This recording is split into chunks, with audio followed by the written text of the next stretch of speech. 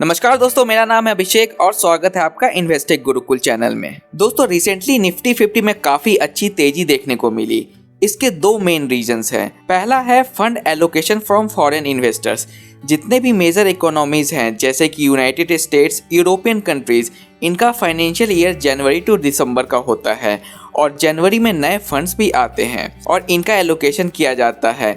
इसलिए जनवरी में Indian market में एफआईआईज के द्वारा काफ़ी ज़्यादा फंड्स पंप इन किया गया है, जिसमें major allocation banking and financial sector को मिला है। और इस बार यूएस बेस्ड एफआईआईज ने इंडियन टेक्नोलॉजी सेक्टर में भी काफ़ी अच्छा फंड एलोकेशन किया है और ये एक बड़ा मेजर फैक्टर है कि एफआईआईज ने बहुत ज़्यादा मार्केट में इन्वेस्टमेंट किया है, जिससे कि मार्केट को काफ़ी अच्छी तेज़ी देखने को मिली है। और दूसरा मेजर फैक्टर है अपकमिंग इंडियन बजट, जिससे इन्वेस्टर्स को बहुत ही ज़्यादा उम्मीद है और ऑलमोस्ट सारे सेक्टर्स गवर्नमेंट से अच्छे न्यूज़ सुनने का एक्सपेक्टेशन कर रहे हैं। और गवर्नमेंट की तरफ से भी ये इंडिकेशन आया है कि इस बार के बजट में हर सेक्टर्स को कुछ ना कुछ फंड्स दिया जाएगा और इसी कारण मार्केट में काफ़ी अच्छी तेज़ी देखने को मिली है। तो देखते हैं कि मार्केट की एक्सपेक्टेशन पूरी होती है या नहीं, और अगर budget as per market expectation हुआ तो फिर निफ्टी 50 18,600 को भी ब्रेक करके एक नया हाई जरूर बनाएगा। लेकिन अभी फिलहाल 18,200 एक मेजर रेजिस्टेंस का काम कर रहा है। तो अगर आप शॉर्ट टर्म इन्वेस्टर्स हैं और आपने अगर मेरी पिछली वीडियोस के बेसिस पर मैंने जो भी लेवल्स बताए थे उसमें से ऑलमोस्ट फर्स्ट लेवल सारे के सारे फंड्स के मीट हो गए थे, तो अगर उस लेवल्स पे आपने इन्वेस्टमेंट किया है तो आपको इस तेज़ी का फ़ायदा ज़रूर उठाना चाहिए और कुछ परसेंटेज प्रॉफिट बुकिंग भी करनी चाहिए। लेकिन अगर आप लॉन्ग टर्म इन्वेस्टर हैं तो आपको अभी मार्केट में कोई भी नया इन्वेस्टमेंट नहीं करना चाहिए। और एक बात हमेशा याद रखें कि जब मार्केट में खरीदारी का मोड हो और मार्केट नई ऊंचाइयां छू रहा हो तो उस समय हमें सेल करके अपना प्रॉफिट बुक करना चाहिए। और जब मार्केट गिरा हुआ हो और सारे इन्वेस्टर सेल करके एग्जिट ले रहे हों तब हमें बाइंग अपॉर्चुनिटीज़ देखनी चाहिए। तो चलिए बात करते हैं मेरे कुछ फेवरेट फंड्स की और इन फंड्स के बाई एंड सेल लेवल्स की। तो शुरुआत करते हैं लार्ज कैप कैटेगरी से। तो सबसे पहला फंड है एक्सिस ब्लू चिप, जिसकी करंट एनएवी 53.2 रुपीज़ की है। लेकिन अगर आपने इसमें इन्वेस्टमेंट किया है और शॉर्ट टर्म इन्वेस्टर हैं आप, तो आपको अभी थोड़ा सा वेट करना चाहिए और जब इसकी एनएवी 54.5 के आसपास चली जाए तब आप इसमें प्रॉफिट बुकिंग कर सकते हैं। लेकिन अगर आपको इन्वेस्टमेंट करना है तो भी इस समय में आपको वेट करना है और जब इसकी एनएवी 51 से 52 के बीच में आए तब आप इसमें इन्वेस्टमेंट कर सकते हैं। दूसरा फंड है Canara Robeco blue Chip fund. इसकी करंट एनएवी 47.4 की है। अगर आपको इससे प्रॉफिट बुकिंग करनी है तो आपको कुछ वेट करना चाहिए और 48.3 के आसपास में प्रॉफिट बुकिंग करनी चाहिए। और अगर आपको नया इन्वेस्टमेंट इसमें करना है तो आप 46 के एनएवी पे इसमें इन्वेस्टमेंट कर सकते हैं। बात करते हैं फ्लेक्सी कैप, मल्टी कैप और फोकस फंड्स की। तो सबसे पहला नाम आता है पराग पारिक फ्लेक्सी कैप का, जिसकी करंट एनएवी 54.2 की चल रही है।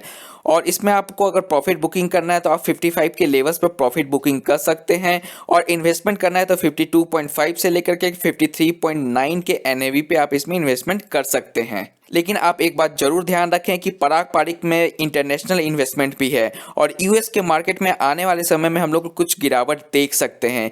इसलिए अगर आपको इसमें नया इन्वेस्टमेंट करना है तो आपको कुछ और वेट करना चाहिए और 51 और 52 के बीच में अगर एनएवी आए तब आप इसमें अपना फ्रेश इन्वेस्टमेंट कर सकते हैं। अगला फंड है यूटीआई फ्लेक्सी कैप, जिसकी करंट एनएवी 285 की है। अगर मार्केट एक दो सेशन में और बढ़ता है और इसकी एनएवी 290 के आसपास जाती है तब आप इसमें प्रॉफिट बुकिंग कर सकते हैं।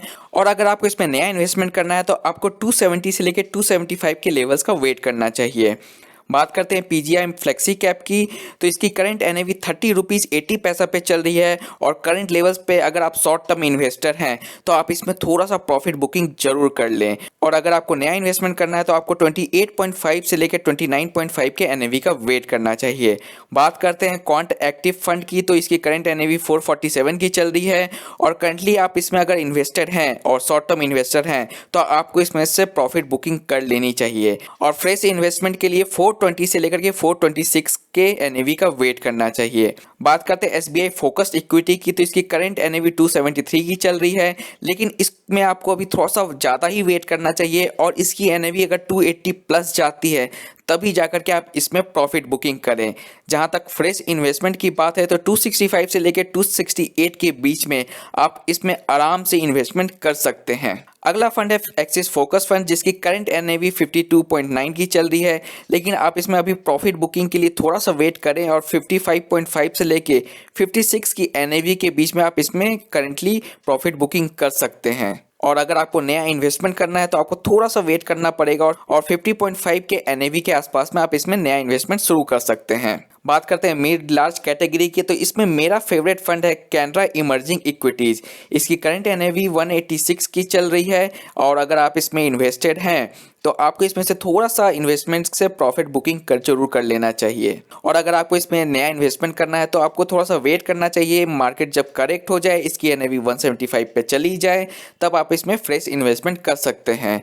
वैसे मेरा फेवरेट फंड है Mirae Asset Emerging Blue Chip Fund, लेकिन आप इसमें कोई भी लमसम इन्वेस्टमेंट नहीं कर सकते हैं। लेकिन अगर आपको एसआईपी शुरू करनी है तो आप अभी आंख बंद करके इसमें एसआईपी शुरू कर सकते हैं। बात करते हैं मिड कैप कैटेगरी के, तो PGI mid cap opportunity fund currently 49 rupees 90 पैसा के एनएवी पे चल रहा है और आप इसमें अभी करेंटली प्रॉफिट बुकिंग जरूर कर लें। और अगर आप शॉर्ट टर्म इन्वेस्टर है और आपने मेरी पिछली वीडियोस देख करके इसमें इन्वेस्टमेंट किया है तो आपको ये हिदायत है कि आप इसमें थोड़ी सी प्रॉफिट बुकिंग जरूर कर लें। और फ्रेश इन्वेस्टमेंट के लिए आपको 46 से लेके 47 की एनएवी का वेट करना चाहिए। बात करते हैं एक्सिस मिड कैप फंड की, तो इसकी करंट एनएवी 79 रुपीज़ 4 पैसा की है। आप इसमें अपना प्रॉफिट बुकिंग के लिए थोड़ा सा वेट कर सकते हैं और 81 प्लस की अगर इसकी एनएवी जाती है तब आप इसमें प्रॉफिट बुकिंग कर सकते हैं। इसमें फ्रेश इन्वेस्टमेंट आप 76 की एनएवी पे कर सकते हैं। अब बढ़ते हैं स्मॉल कैप कैटेगरी का, तो इसमें मेरा फेवरेट फंड है एसबीआई स्मॉल कैप फंड, लेकिन इसमें आप कोई भी लमसम इन्वेस्टमेंट नहीं कर सकते हैं, लेकिन एसआईपी आप इसमें अभी शुरू कर सकते हैं। बात करते हैं एक्सिस स्मॉल कैप फंड की, तो इसकी करंट एनएवी 70 रुपीज़ के आसपास चल रही है और आप इसमें चाहें तो प्रॉफिट बुकिंग कर सकते हैं। और फ्रेश इन्वेस्टमेंट के लिए आपको इसकी एनएवी को 65 से 67 के बीच में आने का वेट करना चाहिए। अब नज़र डालते हैं कोटक स्मॉल कैप फंड का, तो इसकी करंट एनएवी 192 की चल रही है।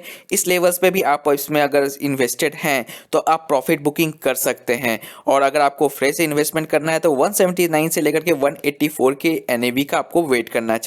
और अब बात करते हैं मार्केट की हॉट शॉट कैटेगरी की, जिसमें कि अभी बहुत ज़्यादा खरीदारी देखने को मिली है और फॉरेन इन्वेस्टर्स ने भी काफ़ी रुचि दिखाई है और ये सेक्टर है टेक्नोलॉजी सेक्टर का। इसमें मेरा फेवरेट फंड है टाटा इंडिया डिजिटल फंड, जिसकी करंट एनएवी 44.5 की चल रही है। और अगर आपने इसमें शॉर्ट टर्म के लिए इन्वेस्टमेंट किया है तो जब इसकी एनएवी 46 प्लस चली जाए तब आप इसमें कुछ प्रॉफिट बुकिंग कर सकते हैं। अगर आपको नया इन्वेस्टमेंट करना है तो इसकी एनएवी 41 रुपीज़ से लेकर 42.5 तक आती है, तब आप इसमें अपना नया इन्वेस्टमेंट कर सकते हैं।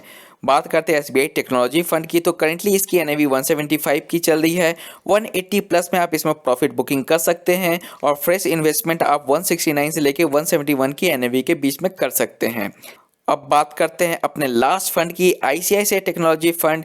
इसकी करंट एनएवी 184 की चल रही है। इसमें आप प्रॉफिट बुकिंग 190 प्लस पे आसपास में कर सकते हैं और अगर आपको फ्रेश इन्वेस्टमेंट करना है तो 171 से लेके 174 के एनएवी का आपको वेट करना चाहिए। तो ये थी दोस्तों आज की वीडियो। आशा करता हूँ आज की वीडियो इन्फॉर्मेशनल लगी होगी। इसी तरीके के इन्फॉर्मेशनल और एजुकेशनल वीडियोस के लिए हमारी टीम के साथ में जुड़े रहें। तब तक के लिए दोस्तों खुश रहें, स्वस्थ रहें एंड कीप इन्वेस्टिंग। जय हिंद।